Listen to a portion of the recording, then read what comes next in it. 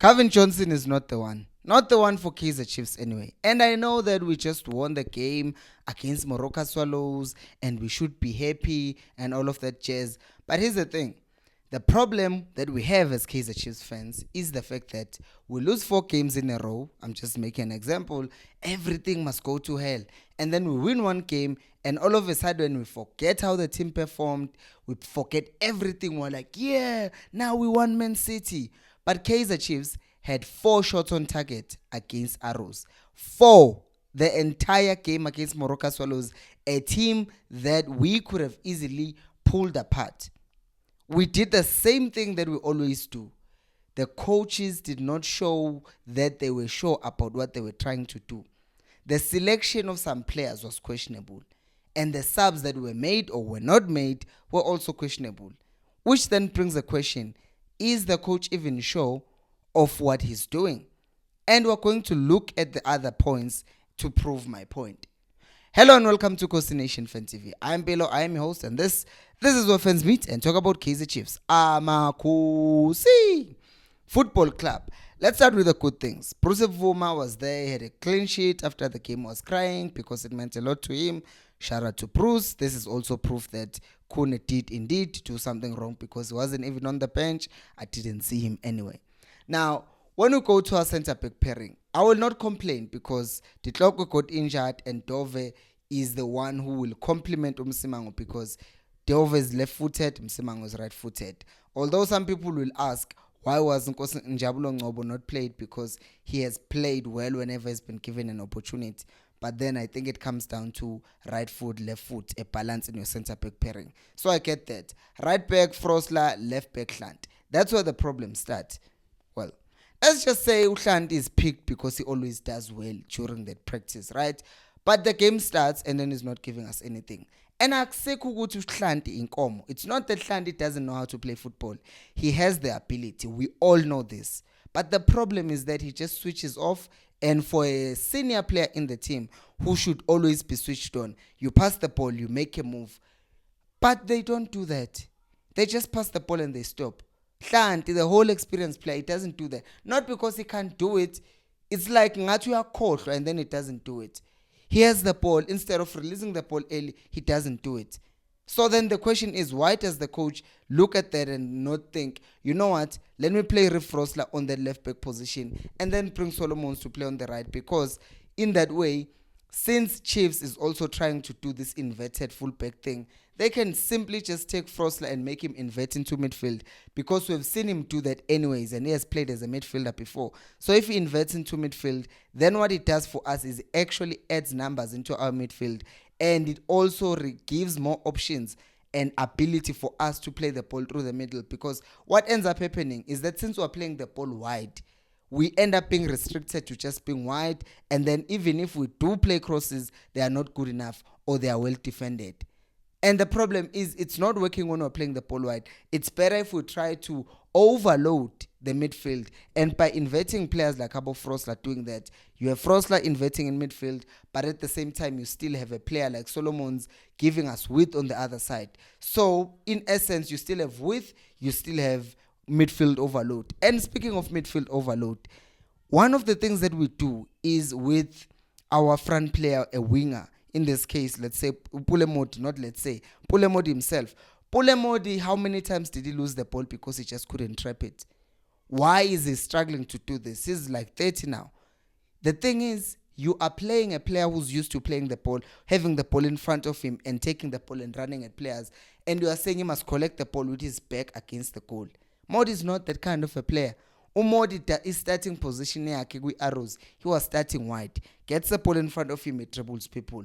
But we Chiefs were asking him to get the ball to him, to receive the ball, and not to have the ball in front of him and chase after the ball. You are restricting him. It shows that there is no understanding of the players that we have. I was complaining about the same thing with Saile, that Saile prefers to start from wide and then come in. Because if he already starts in the middle, it doesn't have space to maneuver around with the ball. And then the players end up looking like they're average and bad.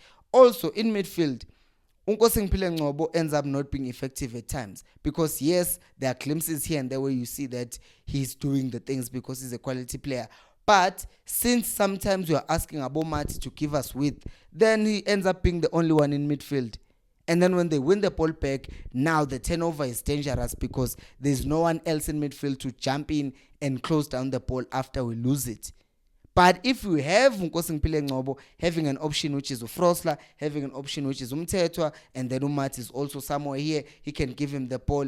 Then now you have a lot of players in midfield. And by doing that, you are going to force any team that you are playing against to try and add more players in midfield. And once they do that, they are going to open space somewhere. It might be in their defenders, and then our number 9 is free to attack the ball, or in the wide areas, and then you have our wingers, in the case of Modi, being able to attack the ball through balls that would be played to him.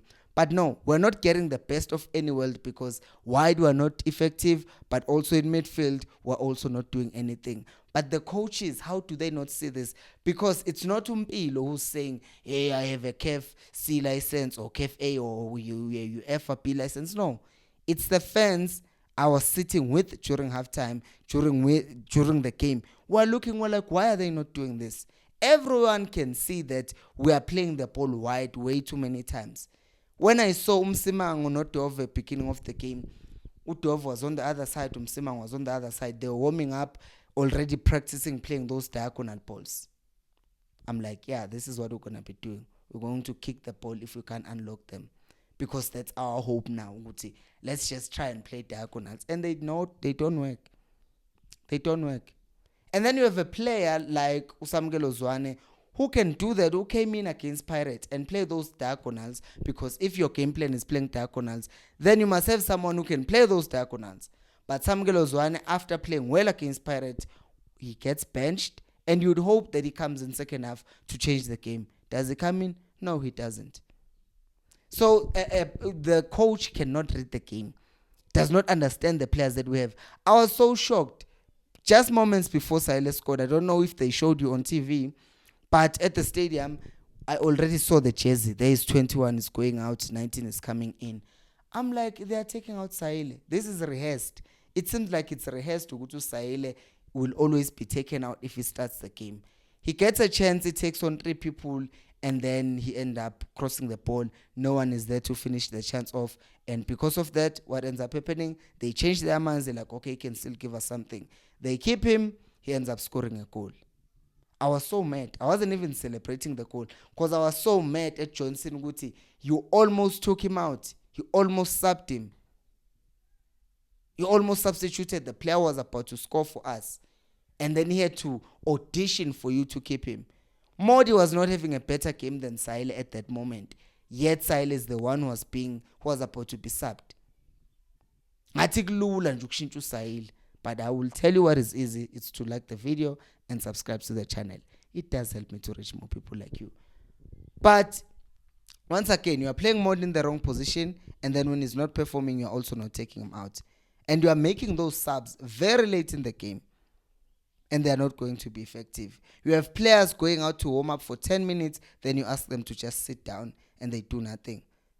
I mean, if you want a player also like have spaces, you are going to need him to do Shabalala, not Pulemont. Shabalala can control the ball, manipulate the ball in those small spaces and create something for himself. But Modi is not that player, yet we are playing him there. Saile we've also seen. He's better coming on in the second half. You are starting a game with him, he's not effective, you want to take him out. The first sub that we made, we took out Uranga, a striker, and then we brought on Gonzalez. What good does that do? You are taking out a striker who's not getting supply, and you are bringing in another striker who's not going to get any supply.